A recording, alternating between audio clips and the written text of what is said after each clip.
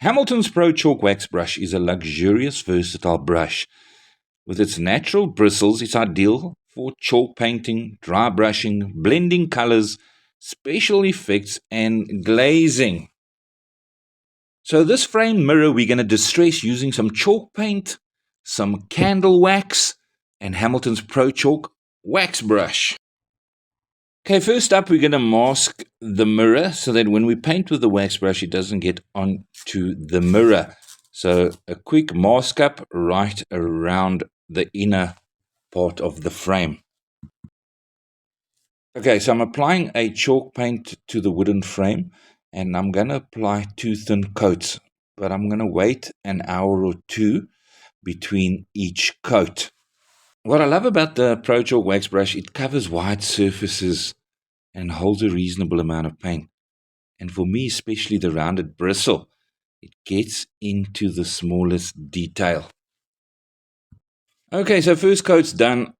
It's now an hour later. I'm applying my second coat of the purple chalk paint.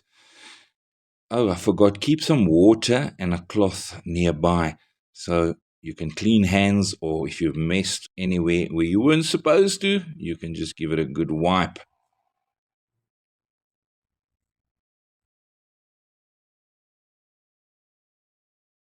So when we say distressing, we rub Vaseline or a piece of candle vigorously over the frame.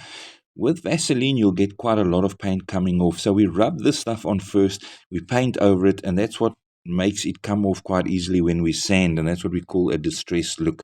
So Vaseline, if you want big areas to come off to show the underlying color, or if you want the paint to come off randomly all over the show, then I like using a cheap candle, breaking off a piece, and then exactly what I'm doing here, rubbing it hard all over the frame. Once I've done that, I'm going to paint immediately with my white chalk paint, 1 thin coat over the wax. Okay, using the Hamilton's Pro Chalk Wax Brush, I'm now painting a nice thin coat of white chalk paint. I'm going to let that dry to touch dry. So that means when you can touch it with your hand, it doesn't come off. We are ready to sand it off. So a nice thin coat of white chalk paint over the wax and the purple. Once touch dry, we're going to sand with 80 grit sandpaper. And now with 80 grit sandpaper, I just sand in one direction over the white paint.